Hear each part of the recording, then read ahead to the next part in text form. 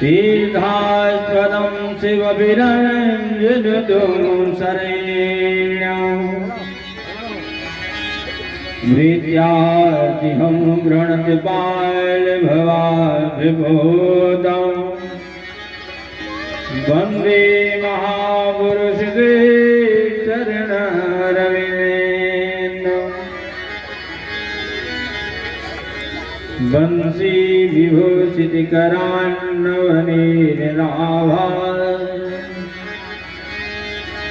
पीताम्बरारुणबिम्बगलान्धरोष्ठा पूर्णेन्दुसुन्दरमुखः जरविन्दनेत्रा कृष्णात्परं किमपि तत्त्वमहं न जाने। नारायणं नमस्कृत्य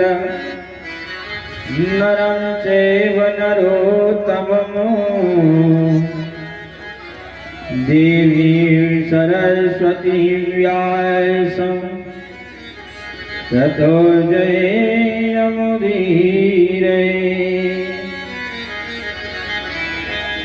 जय जय श्री राधा रमण,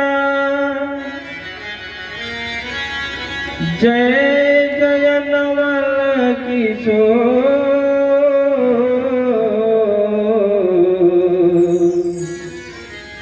जय गोपी चित चोर प्रभु, जय जय माखन चोर।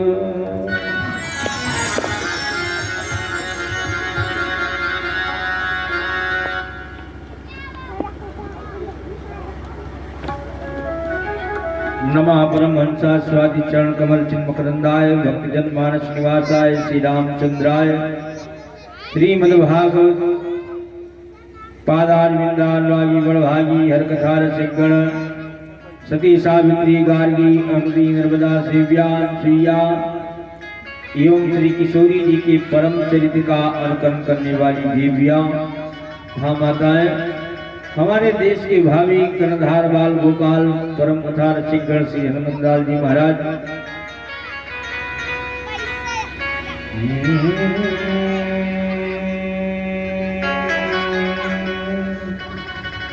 मैं तुझे सदा तेरा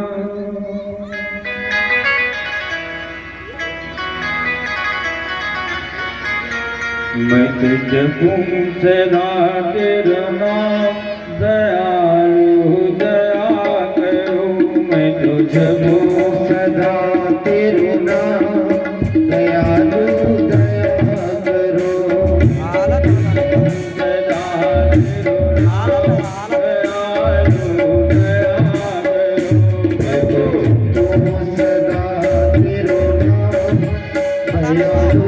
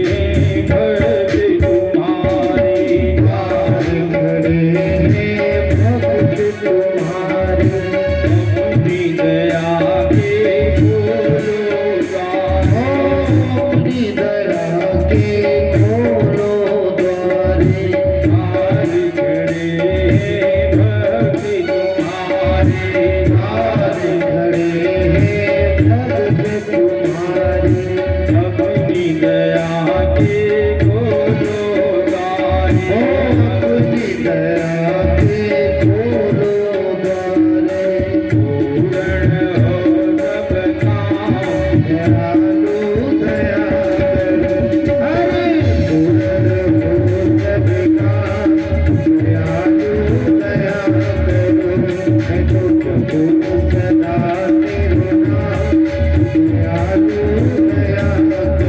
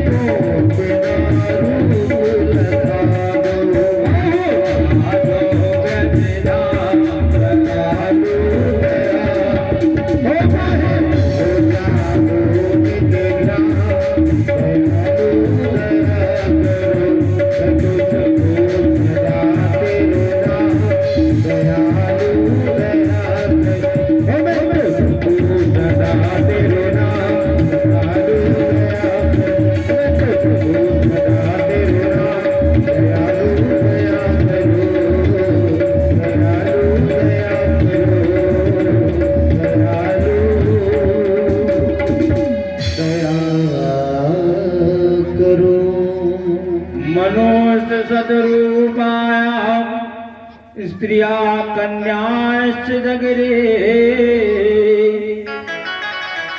आप आकृति देवहूतिश्च प्रसूतिरिते श्रुता। कल आप श्री महाराज जी के मुखारबिंद द्वारा मनो महाराज के कन्याओं के बारे में बताया। शतरूपा आज जो 3 कन्याएं हुई, आकृति, देवहूति और प्रसूति। जो सबसे छोटी कन्या थी प्रसूति,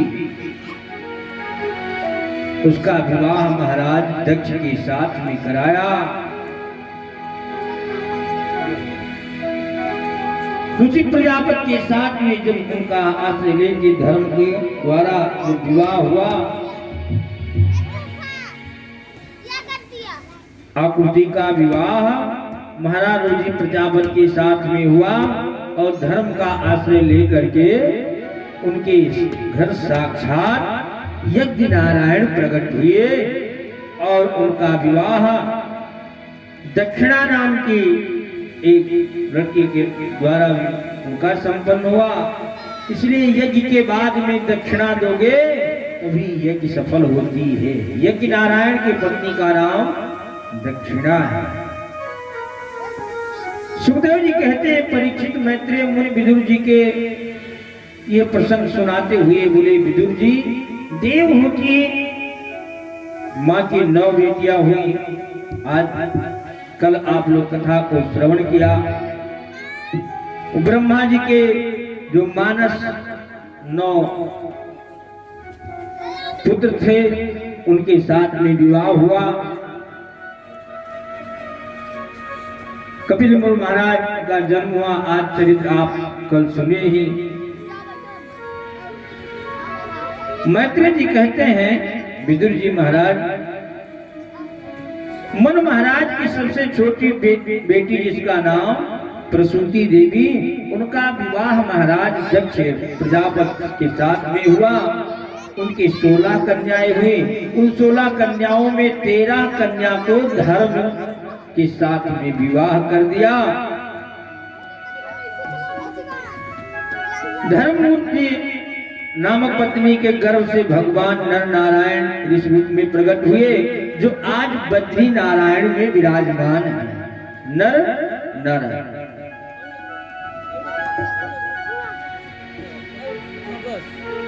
स्वाहा नाम की जो बेटी थी, वो अग्निदेव के साथ में विवाह हुआ। स्वधा नाम बेटी का पितरों के साथ में विवाह हुआ। और एक जो छोटी संतान की बेटी, उनका विवाह भगवान भोलेनाथ के साथ में हुआ।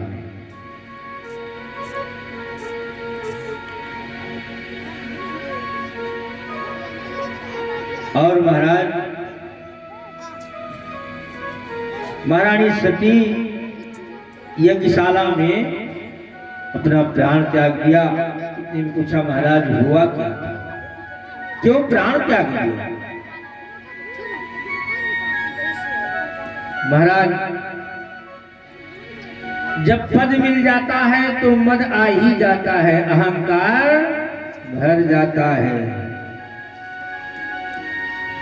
दक्ष को जब प्रजापति राजा घोषित किया गया तो ये एक सभा एकत्रित किया और सभा में सभी को बुलाया, लेकिन महारानी सती को नहीं बुलाया। महारानी सती को नहीं बुलाया उस यज्ञ में।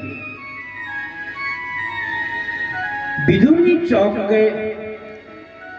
कौन ऐसा पिता होगा जो अपनी कन्या को निमंत्रण न दे, अपनी बेटी किसी भी कार्यक्रम में न बुलाए? ऐसा महाराज क्या हुआ? जो भगवान भोलेनाथ के साथ में विवाह किया और इतनी दयाल मेरे भोलेनाथ, और उनको ना बुलाया जाए, ऐसा क्या कारण है? महाराज ने कहा, मैत्रेय जी कहते हैं, सुनिए विदुर जी, एक बार जब पितामह ब्रह्मा ने राजा दक्ष घोषित किया तो इस सभा को बुलाया। सभा में सभी लोग एकत्रित हुए। एक छोटे से छोटे देवता वो भी उसमें आ गए। अब भगवान भोलेनाथ के साथ में कौन? नंदीश्वर। सभा में जहां बैठ जाते हैं भोलेनाथ तो एक ही उनका नाम उच्चारण है, सीताराम सीताराम। संसार की माया में नहीं पड़ते हैं। राजा दक्ष इतना चतुर, दक्ष मतलब चतुरता ही होता है। राजा दक्ष सभा में जब प्रवेश किया तो वो ये नहीं देख रहा है कितने लोग मेरा हाथ जोड़ रहे हैं, उसके निगाह में है कितने लोग मुझे नमस्कार नहीं कर रहे हैं, मेरा सम्मान नहीं कर रहे हैं, मेरे स्वागत में कौन कौन नहीं खड़ा हुए। ये इस पर दृष्टि उसकी गई है। महाराज दक्ष की जय जयकार करते हुए राजा दक्ष मंच पर पहुंचा तो वो इधर उधर दृष्टि डाला तो सभी लोग तो हाथ किए ऊपर जय जयकार कर रहे हैं, लेकिन मेरे भोलेनाथ बैठे भगवान के भजन में लीन हैं, हरि का भजन कर रहे हैं। सीताराम सीताराम सीताराम जय सीताराम सीताराम सीताराम सीताराम सीताराम सीताराम सीताराम सीताराम जय सीताराम सीताराम सीताराम सीताराम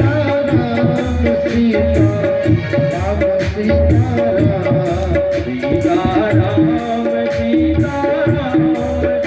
सीताराम जय सीताराम सीताराम सीताराम सीताराम जय सीताराम। भगवान भोलेनाथ माला लिए हुए सीताराम सीताराम कह रहे हैं। कौन आया कौन गया कोई पता नहीं है। और जिसको अहंकार होगा वही देखेगा मेरा कौन सम्मान किया है। ससुराल चले जाओ, साले साहब कहीं पैर न छुए तो श्रीमती पत्नी जी का जो स्वागत होगा वो तुम ही जान पाओगे। तुम्हारे मैं घर गया था, ये नहीं कहेंगे मैं ससुराल गया था, तुम्हारे घर गया था और तुम्हारे भाई ने प्रणाम नहीं किया, कितना मेरा अपमान किया। अरे भैया किसी कार्य में व्यस्त रहे होंगे और नहीं प्रणाम किया तो क्या तुम कुछ घट गए? लेकिन अहम भाव भर जाता है। सारे ध्यान दीजिए। महाराज दक्ष सभा में बैठ कर खड़ा होकर के कहा, श्रूयतां ब्रह्मर्षयो में सदेवा सहनया। दक्ष ने कहा सावधान। अब एक मंच पर राजा पहुंच गया हो और कहे सावधान तो सब लोग सन्न हो गए, क्या कहने वाले हैं। राजा दक्ष ने कहा सभा में सभ्य व्यक्ति को बुलानी चाहिए, असभ्य व्यक्ति को मत बुलाइए। अब एक दूसरे को देखना चालू किए, इसमें असभ्य कौन आ गया है? सब देवता इसमें कौन आ गया? और इधर उधर अगल बगल देख ही रहे थे तो उधर राजा दक्ष ने कहा तुम नहीं देखते हो, शंकर दिखाई नहीं पड़ रहा है? सृष्टि लोक में बैठना शिष्टाचार आता नहीं है, 24 घंटा भूत प्रेतों के बीच में वास करने वाला अवहरी, ये सभा की क्या मर्यादा जाने, इन लोगों को नहीं बुलाना चाहिए।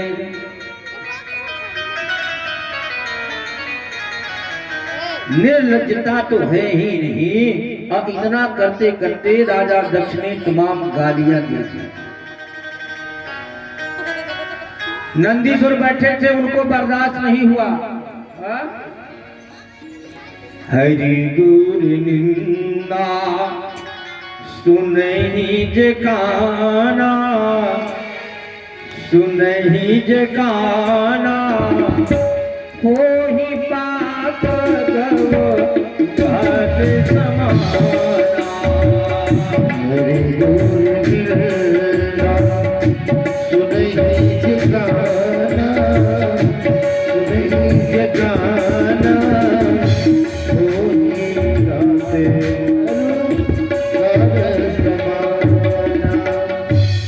नमः शिवाय नमः शिवाय नमः शिवाय हर हर भोले नमः शिवाय नमः शिवाय नमः शिवाय नमः शिवाय हर हर भोले नमः और इतने में किसी ने कह दिया, ए महाराज क्या है? अरे तुम्हारा दामाद है, ऐसी अभद्रता मत बोलिए। अब किसी को क्रोध लगी हो बढ़िया, अब कह करके शांत हो जाए, और कोई आए बड़े प्रेम से कहा भैया तो कैसे झगड़ा हुआ, ये बात समझ में नहीं आई। हाँ? बस वो फिर चालू कई दिन छोड़ कोई सुनी, फिर मार चालू होगा। राजा दक्ष ने कहा मैं विवाह इस औघड़ी के साथ में थोड़ी करता, अगर करना ही था मैं पिता का सम्मान किया, ब्रह्मा जी का सम्मान किया, इसलिए इसका विवाह मैं अपनी प्यारी पुत्री सती का विवाह इस औघड़ी के साथ में कर दिया। अच्छा एक बात बताइए, भगवान भोलेनाथ इतने दयालु हैं, हाँ? एक बार भूत प्रेत अब कहीं शरण तो नहीं लगा तो वही पहुंच गए। त्राहिमाम शरणागतम, हे भगवान मेरी रक्षा करो। भगवान भोलेनाथ ने कहा क्या हुआ? कहा महाराज मैं बहुत दुखी हूँ। कहा क्यों? बोले बाके ही बिहारी लाल की। हाँ? भूत प्रेत पहुंच गए भगवान भोलेनाथ के पास में, कहा रक्षा करो। कहा क्या हुआ? कहा मैं जिसके घर जाता हूँ अब वहां वो पंडित जी को बुलाते हैं और खूब झाड़ फूक करा करके शीशी में बंद करके गड़वा देते हैं। भगवान भोलेनाथ ने कहा आइए मेरे शरण में। भगवान भोलेनाथ भूत प्रेतों को अपने यहाँ बुला लिया। सांप निकले, महाराज त्राहिमाम क्या हुआ? कहा महाराज मैं जिसके घर निकल आता हूँ तो पूरे परिवार लोग मिलकर के मुझे मारते हैं। और एक बात और बताऊं, सबसे ज्यादा हमारा खिए निकारक था। काहे? सब लोग कहते हैं कि उसमें कैमरा से फोटो खींच लेता है तो उसके परिवार बदला लेते हैं। महाराज तो कुछ नहीं छोड़त है, मुंह तो खत्म कर देते। तो भगवान भोलेनाथ ने कहा भुज केंद्रहार आइए मेरे गले में लपेट जाइए। भगवान भोलेनाथ सर्पों को अपने गले में लपेट लिया।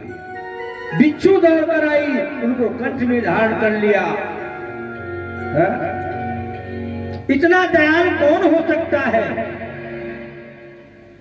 और इतने दयालु भोलेनाथ के ऊपर आप इस प्रकार की बात कर रहे हो, ये उचित नहीं है। इतना कहते कहते बर्दाश्त नहीं हुआ नंदीश्वर को, और नंदीश्वर ने श्राप दिया।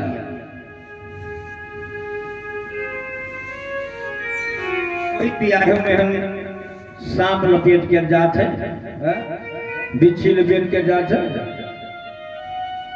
भूत प्रेत कोई लेके जाते विवाह में? कोई नहीं जाता है ना। जिस समय भगवान भोलेनाथ की तैयारी करने के लिए सभी देवता आए और बढ़िया बढ़िया सजाने लगे, भगवान विष्णु ने कहा सुनिए। कहा क्या?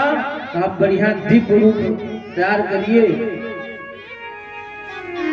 लेकिन एक काम करना है। क्या?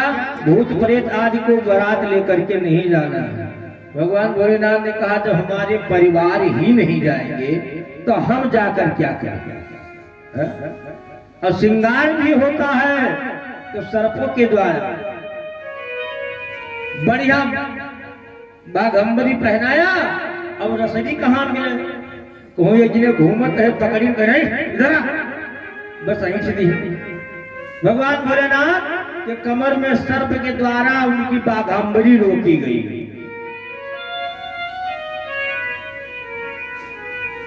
शिव ही संबगन करहि सिंगारा, जटा मुकुट ही मोर समारा। जो कोई और बचे रहा, सर्पों को उठाए के ऊपर जटा बनाए दिन, बगले लगाए दिन, बढ़िया टकाटक। अब पाउडर कहाँ मिले? भस्म शमशान का ला करके भोलेनाथ को लगा दिया। अच्छा, जब द्वारे 4 में बढ़िया बाजा बजने लगा और सब नाचने लगे, तो वो सर्प जो तक बर्दाश्त ना है भवा नाचे कत्तिर तो जो बाघंबरी लपेटन रहा वो निकल के सर से भागे। और जैसे सर से भागे तो बाघंबरी खुल गए। नंग धड़ंग भोलेनाथ बैठे। किसी ने कहा बाबा नंगे हो? कहा मैं तो सदैव जीवन पर्यंत नंगा हूँ। और बैल पर किसे बैठे थे? बैल की तरफ मुख नहीं किए थे, पीछे की तरफ मुख किए थे। सब वहां के डर गए थे। तो चरित्र बहुत आगे बढ़ जाएगा। इसलिए इतना दयाल मेरे भोलेनाथ। नंदीश्वर को बर्दाश्त नहीं हुआ, वो खड़ा होकर श्राप दे दिए। ए राजा दक्ष, जब से आया है तब से तू बड़बड़ बड़बड़ बड़बड़ बड़बड़ करते चला जा रहा है। मैं श्राप देता हूँ, तेरा सिर पकड़े का हो। उधर ब्राह्मण लोग खड़े हो गए, वो भी श्राप दिए। इधर से खड़े हो, अब श्रापी श्रापा चालू हो गया। भगवान भोलेनाथ ने कहा ये सभा समारोह हो रहा है कि श्राप समा हो रहा है? नंदीश्वर से कहा। और राजा दक्ष आवेश में आकर के कह दिया किसी भी अनुष्ठान पूजा पाठ में भगवान भोलेनाथ को मत बुलाना। ऐसा कह करके भगवान भोलेनाथ कैलाश को चले गए। लेकिन आज तक बात नहीं किया सती जी से कि आपके पिता ने मेरा अपमान किया है। इतना दिन बीत गया। और इधर राजा दक्ष बदला लेने के लिए कनखल में एक यज्ञ करवा रहे हैं। हरिद्वार में यज्ञ चालू हुआ और उसमें सभी को निमंत्रण दिया गया, लेकिन सती को नहीं दिया गया। सभी देवता जाने के लिए चालू हुए, लेकिन कहां से जा रहे हैं? कैलाश से। अरे बताओ, इधर से निकलो तो वहां से निकल जाओ, इधर से निकल जाओ कि सिर्फ सती जी के मूड़न से निकलो। वो इसलिए बताकर जा रही हैं सब लोग गाते बजाते कि सती महारानी जान ले कि तुम्हारे पिता के यहाँ यज्ञ है। बर्दाश्त नहीं हुआ सती को जब, तो वो पूछ बैठी बहना तुम लोग कहाँ जा रही हो? तो उन्होंने आवाज लगाई, सती तुम्हारे पिताजी यज्ञ ठाने हुए, तुम नहीं गई?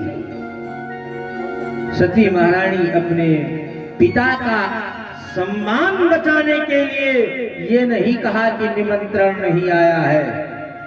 सती ने कहा मेरे स्वामी जगते हैं, मैं तुरंत जा करके उनको साथ में लेकर के पिता के घर आ रही हूं। ऐसा कह करके सती महारानी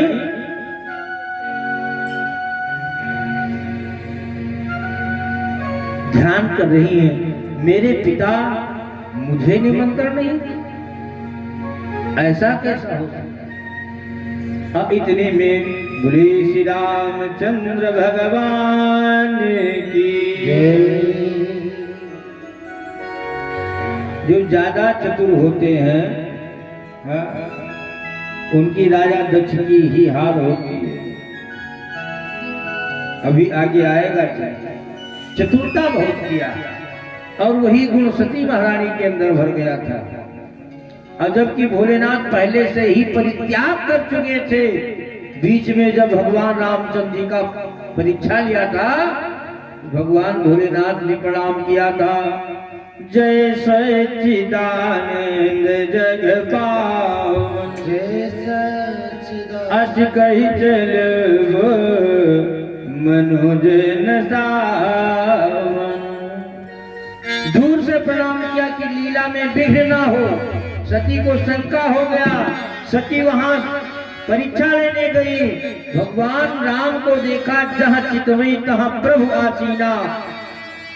शर्म महसूस हुआ और अंत में भगवान भोलेनाथ ने पूछा, सती कहो सत्य सब बात, लीन परीक्षा कौन की? सत्य सत्य बोलो। तब सती महारानी बहुत बढ़िया सत्य बोली। क्या? कछु न परीक्षा लीन गोसाई, कछु न परीक्षा लीन गोसाई,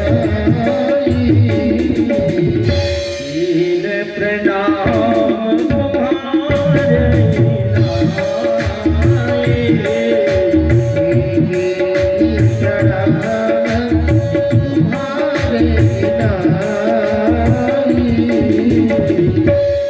भगवान भोलेनाथ से सती ने कहा, एक बात बताओ। कहा क्या? कहा आपके घर थोड़ी है, यहाँ सामने भगवान, और फिर मुझे सौभाग्य प्राप्त हुआ, हम चरण छूने न जाऊं? मैं प्रणाम करने गई थी।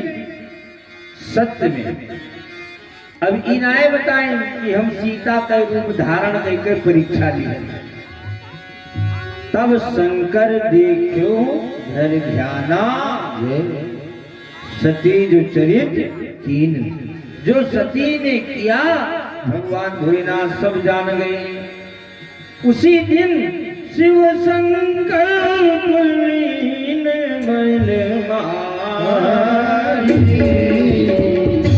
शिव संकल्प लीन मन मारी, यही तन सती भेंट आए, यही तन सती भेंट आई।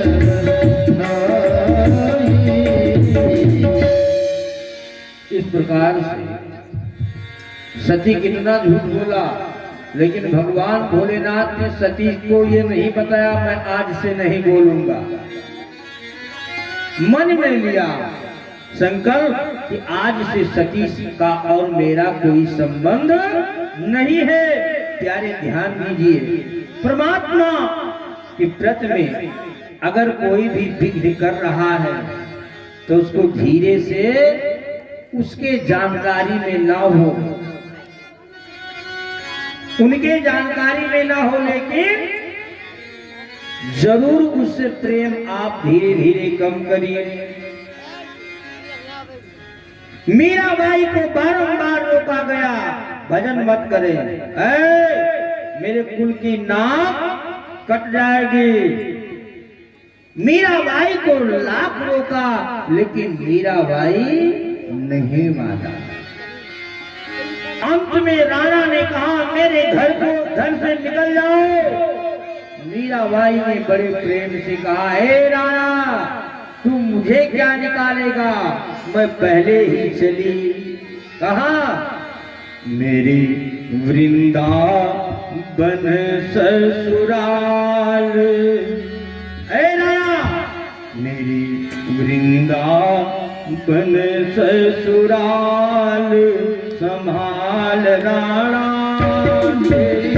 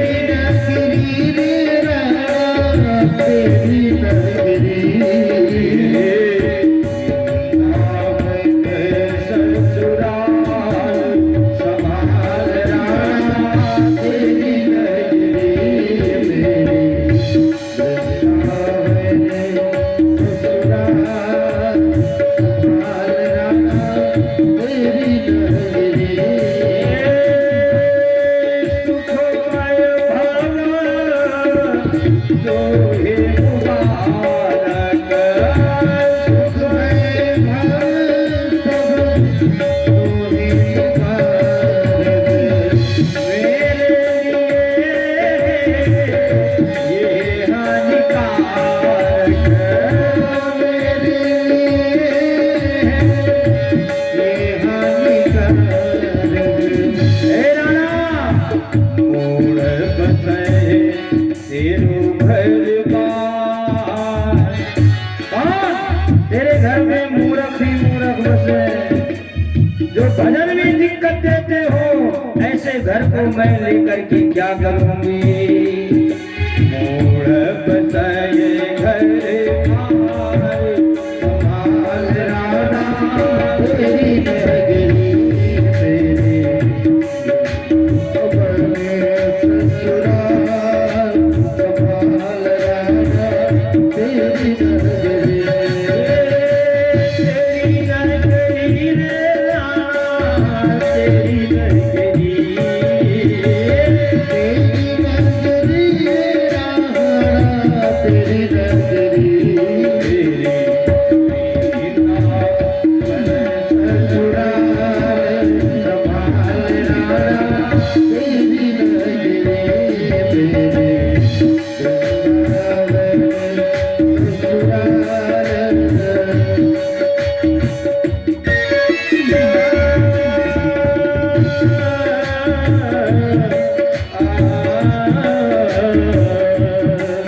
मेरे वृंदावन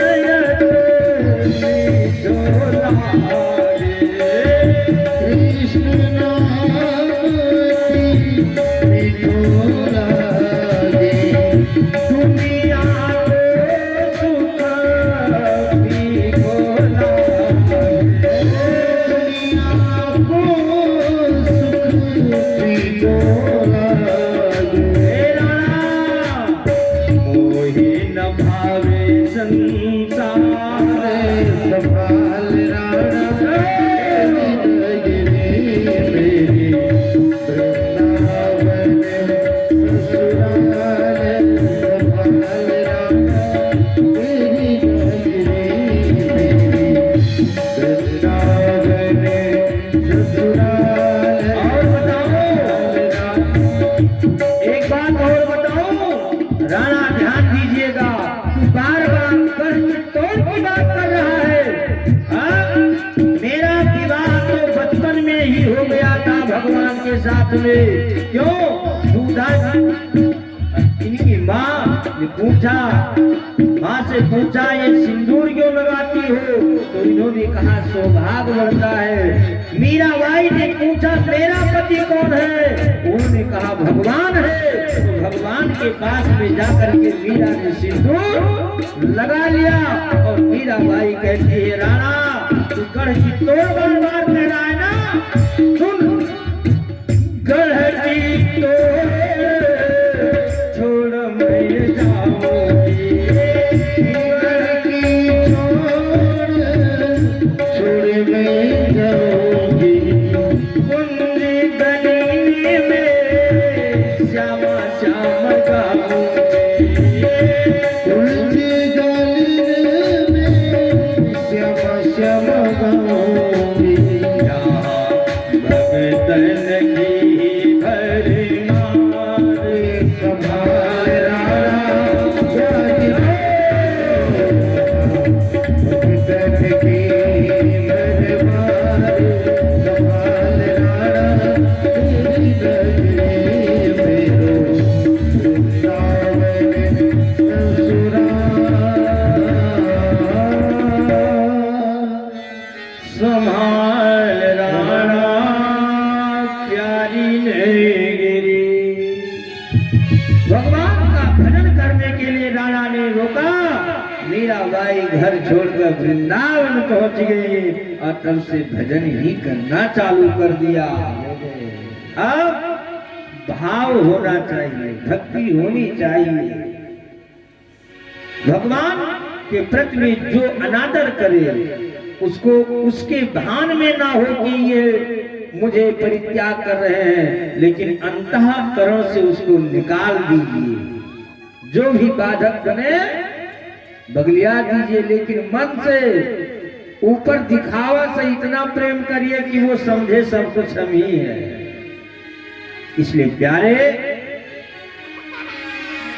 भगवान भोलेनाथ ने त्याग उसी दिन कर दिया था, लेकिन जब भगवान भोलेनाथ जगे, सती महारानी पहुंची तो बड़ा सेवा भाव होने लगा। जानते हो, जब कुछ पाना होता है तो बड़ी सेवा होती है, इतना नहीं। सीताराम, जो भाव होगी सेवा की, पैर दबो देंगी, पानी भोजन जो कहो भोजन में सब मिलेगा। रात 12 बजे हाँ पूरी छान कर लाओ तो तुरंत। अगर कोई स्वार्थ नहीं होगा तो जो बात सुनने को मिलेगी, सीताराम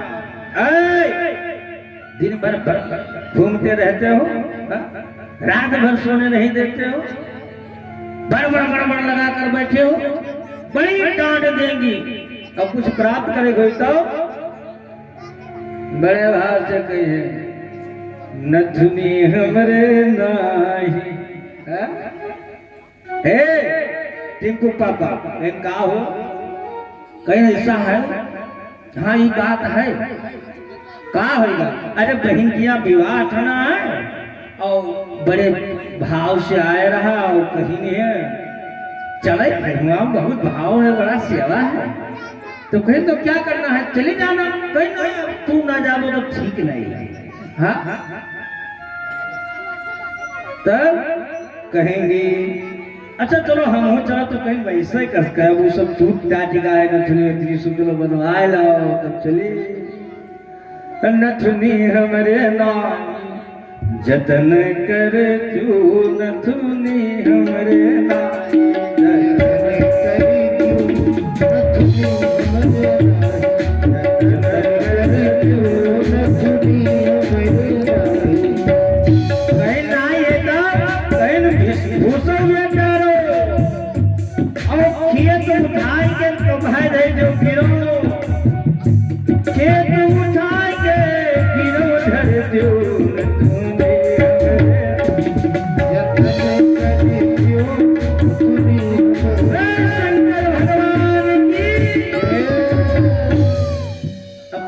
सुनाई अब तो ठीक है। बड़ा भाव दिखाया भोलेनाथ का, पैर के बोटे पानी दे। भगवान भोलेनाथ ने कहा आज कुछ चला जाए वाला है मामला। सती जी, अरे इतना भाव सेवा में लगा रही, क्या बात? नहीं, मैं ऐसे पतियों की सेवा करने का सौभाग्य कहा।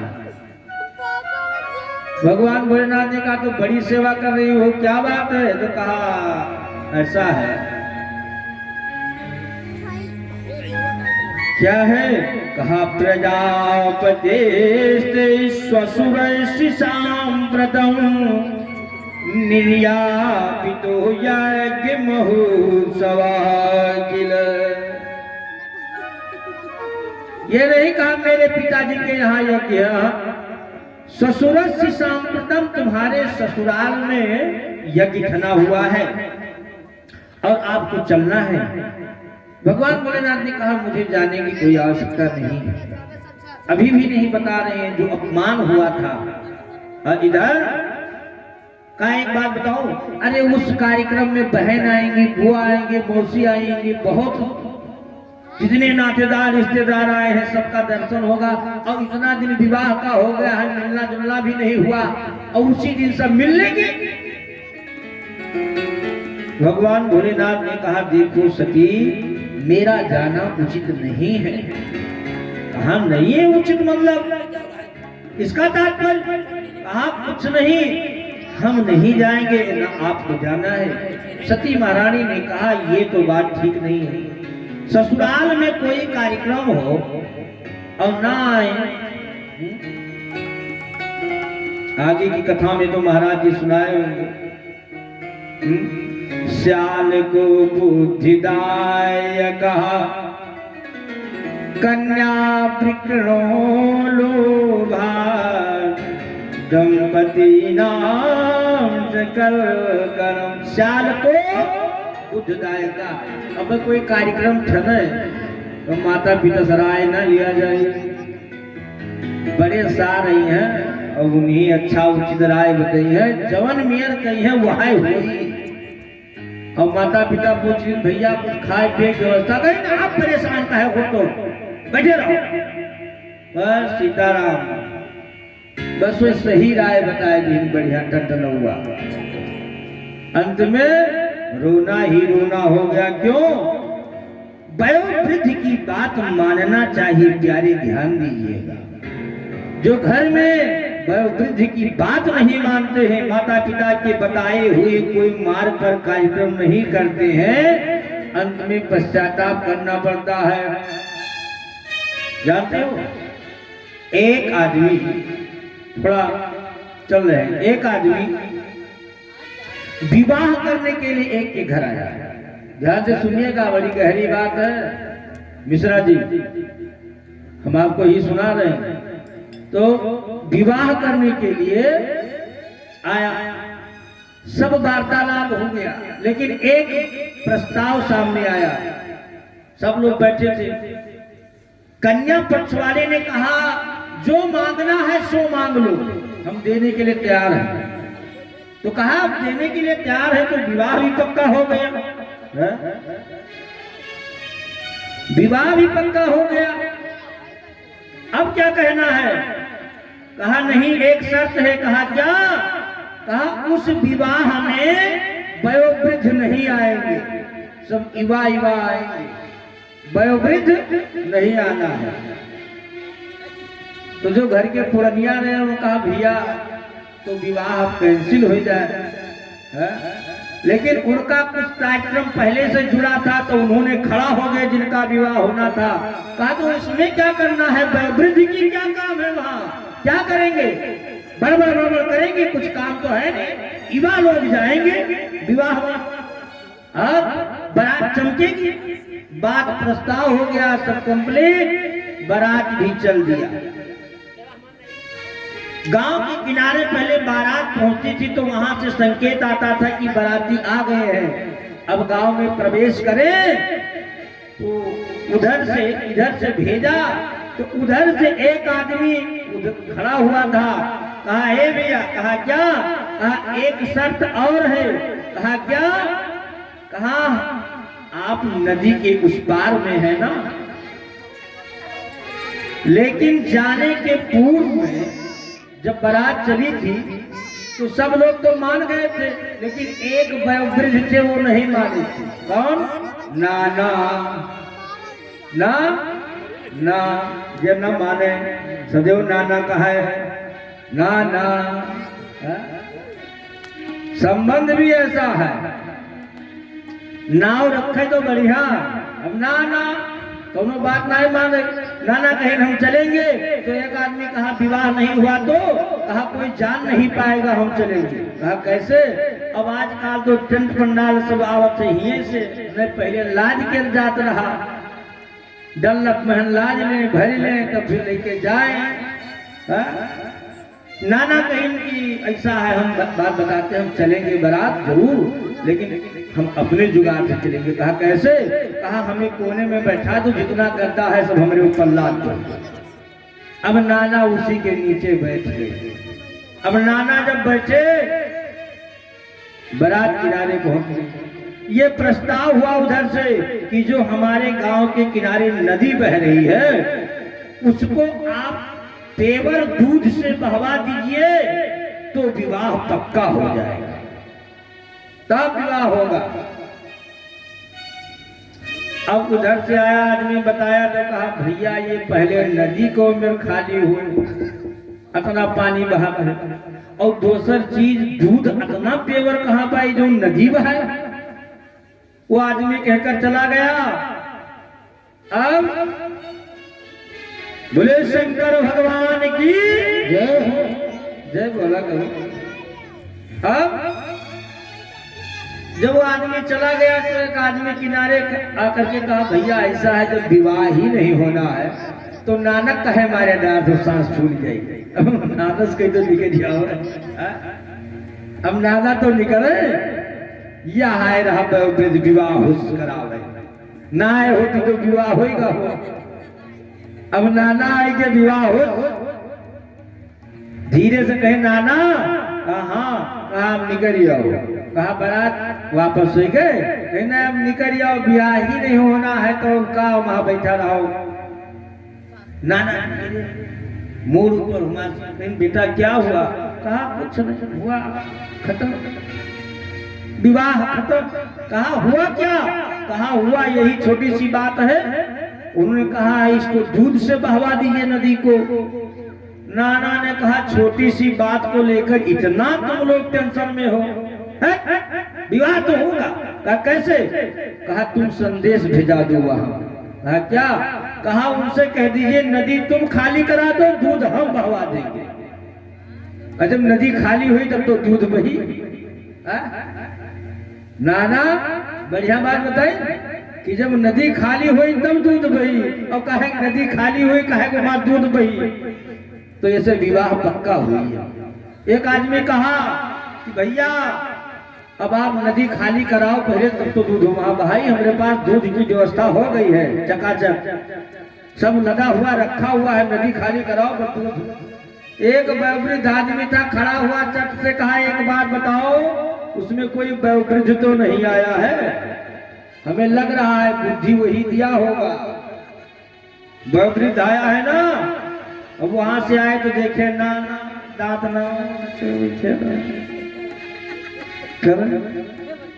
कहा वाह बोले बाटी बिहारी लाल की। तो होशियार आदमी सियार की हो, बुद्धि से काम करिए। भगवान भोलेनाथ ने बहुत दिमाग लगाया, लेकिन कुछ ऐसे उत्पाती थे वो आग लगा ही दिए। बस सन्निकट है 15 मिनट और जहां दिमाग लगता है वयोवृद्ध के वही काम भी हो जाता है।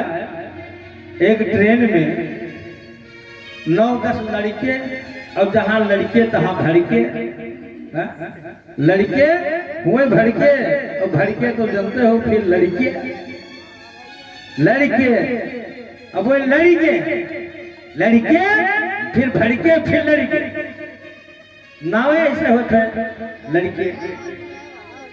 अब 10-11 लोग थे, उन्होंने ट्रेन में बैठे थे, एक वयोवृद्ध आदमी किनारे बैठा हुआ भजन कर रहा था, सीताराम सीताराम। अच्छा कुछ लोग होते हैं जो सज्जन आदमी मिल जाए वो दुष्ट प्रवृत्ति के होते हैं, वो अनर्गल बात प्रस्तुत करते हैं। कुछ ऐसे होते हैं कथा में आएंगे, कथा नहीं सुनेंगे, उनसे बीच में पूछ लो कि कितना महाराज ने कथा कहा वो नहीं पता है, उसमें कितना अयब है वो हेरो। महाराज काजल लगाए हैं कि नहीं लगाए हैं, चंदन लगाई तो टेढ़ है, और कहूँ उनके ध्रुव के रे पिता के नाव वो बताए दी, प्रहलाद के पिता का नाव वो बताए दी, तो काहे बताए दी। अब उनसे पूछे चाहिए कहीं कल्प के बात है तो ना बताए दी, लेकिन अयब है कथा में है तो बैठ परपंच करी है, अंतोगत्वा कोनो फलना लेके जाइए, लेकिन बताइए हो गया बड़े सच्चिदानंद भगवान की। तो लड़के मन में सोचिन कि पहले ट्रेन के चैन खींचा जाए, ट्रेन रुक जाए। एक आदमी के ऐसा है ट्रेन रोकबो तो 500 रुपया प्लांटी पड़ी और 7 साल जेल जाए करी। तो सब लोग कहा ऐसा है अतरा जने हो, कुछ व्यवस्था करो तो ट्रेन रोका जाए, आनंद ली जाए। सब व्यवस्था कंप्लीट की 900 रुपया होगा जोरे घंटे। जो वहां ज्यादा समझदार थे उन्हीं के जेब में रख दिया। अब एक और लड़के वही दिमाग से भर के, अच्छा वो दिमाग से भर के कहीं तो कोई सुनो कहीं कहा कहीं अब रुपयों न लगे, कैसे वो वयोवृद्ध बैठे हुए हैं, चैन खींचो अपना और बाबू पकड़ाई दो। कह दो बाबा ने खींचा, बाबा गिड़गिड़ाए लगे, बच्चा हम कौन गलती किया ने काहे बताओ तो काहे जेल भेजे वो, फिर कुछ नहीं तुमको जाना है, चैन खींचे। अब ये गिने खींचे, ट्रेन रुकी और पुलिस पहुंचे।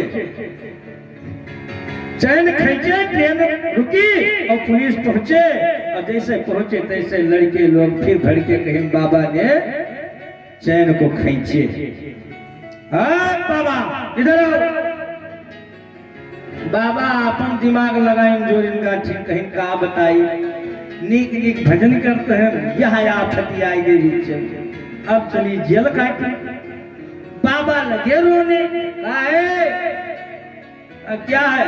अब बड़ी बड़ी आंस गिरे, दुख तो रावे की जेल जाएगा तो आंस गिरी है, ये है बड़ी बड़ी आंस टप टप टप टप गिरे बाबा। पुलिस ने पूछा तुम क्यों रो रहे हो जब ट्रेन खेचे हो, चलो तुम जेल। कहा इसलिए नहीं रो रहे हैं। तब कहा किस लिए रो रहे हो? कहा मैं इसलिए रो रहा हूँ कि ये जितने हैं सब लोग मुझे मारे हैं और मारने के बाद 900 रुपया निकाले हैं। ये जितना जने हैं हमें मारे और 900 रुपया निकाल ली। कहा कैसे? कहा अगर सत्य बात न ठहरे तो ये खड़े हैं, इनके जेब में आगे हाथ डालो। और वही जब 900 रुपया व्यवस्था किए थे तो गिनी न रहा इसे, तो बाबा गिनी न रहा 900 आए। आप पुलिस झाड़ा लिया, आगे जेब में हाथ डाला तो 900 रुपया निकला। बाबा को 900 रुपया दे दिया और वही जब 9 जने रहे धड़के रहा, उनका पकड़े लेकर चल दिए। बाबा की झांकी होती है नहीं, तो जब झांकी से वो निकले तो आंख दिखाए रुकिए तुम्हारा खबर लेके। तो बाबा ने भी अपने दाढ़ी पर हाथ लगाया, धीरे से कहा हे बच्चा, इनका कहीं उज्जर वैसे नायब हुआ है, बहुत कुछ किया बोले बाके बिहारी लाल की, तो ये बहुत कुछ किया तभी उज्जर हुआ है। अब आइए 2-4 बार भगवान का भजन। और इधर सती महारानी वहां पहुंचती है। राजा दक्ष के यहाँ सम्मान नहीं मिलता है, जितनी बहन है वो उपहास करती है। इनका निमंत्रण नहीं मिला, यहाँ दौड़ी चली आई। बहन लोग बहुत नहीं है, उनका यह के बहुत दिक्कत रहती है। इनका बहुत सम्मान होगा, इनका होगा, हमारा है नहीं भा। और जितने लोग मिले निमंत्रण तो गया नहीं था, सती तुम वैसे आ गई। बटफटांग बाल बोले। सती सब सुनते सुनते वहां से चली, लेकिन इनकी माँ अगर राह देख रही थी सती का, लड़की नहीं आई है, तो सबसे ज्यादा कष्ट माँ को होता है।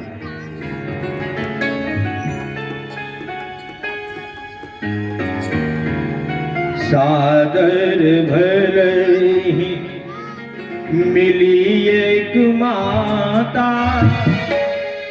मिली एक माता, भगिनी मिली बहुत मुस्काता। सादर मिली एक माता, मिली एक माता, भगिनी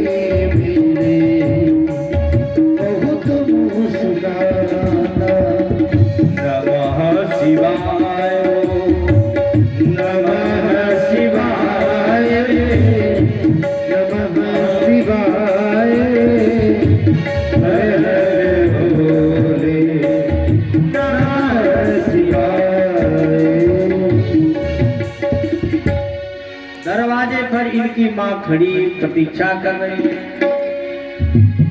सती के एक ही बात में था कि पहले माँ से मिलूंगी, मैं उनसे अवहेलना करूंगी, हमें निमंत्रण कहीं क्यों नहीं दिया गया, मैं पिता को डांटूंगी।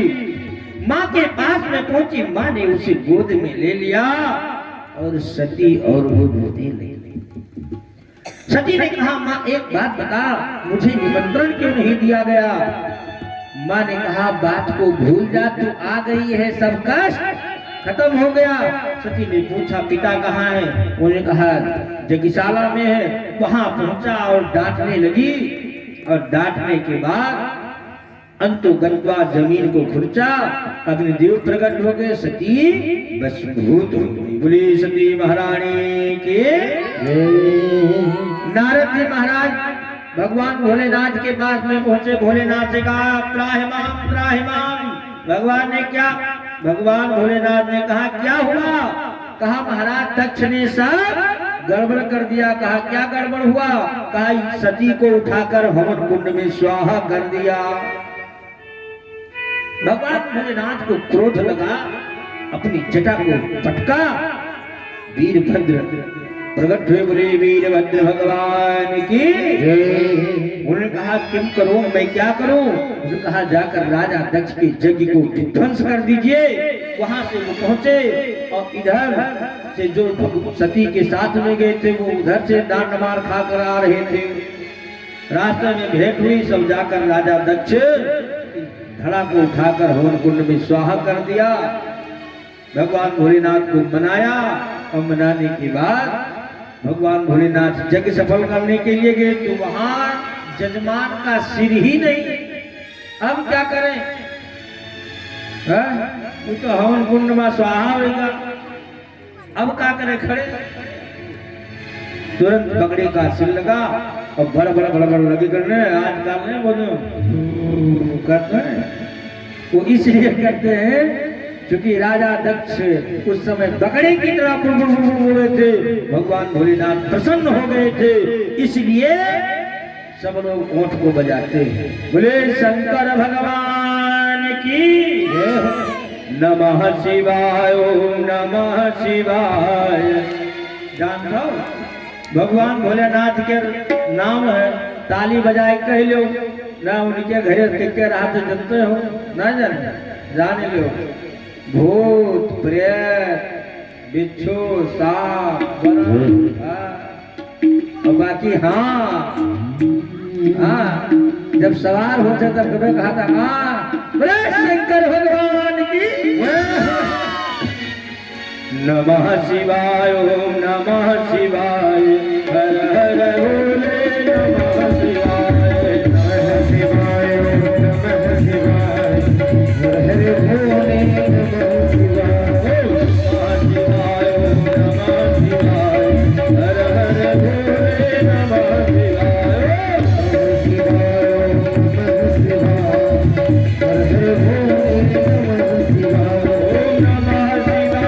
नमः शिवाय, हर हर भोले नमः शिवाय, ओम नमः शिवाय, बोलता ही नहीं। सोचते थे इतना आवाज होता है हम बोली कहूँ उस बहिए न चला जाए, हमरे मिश्रा जी के हारन माइक सब बेकार हो जाए।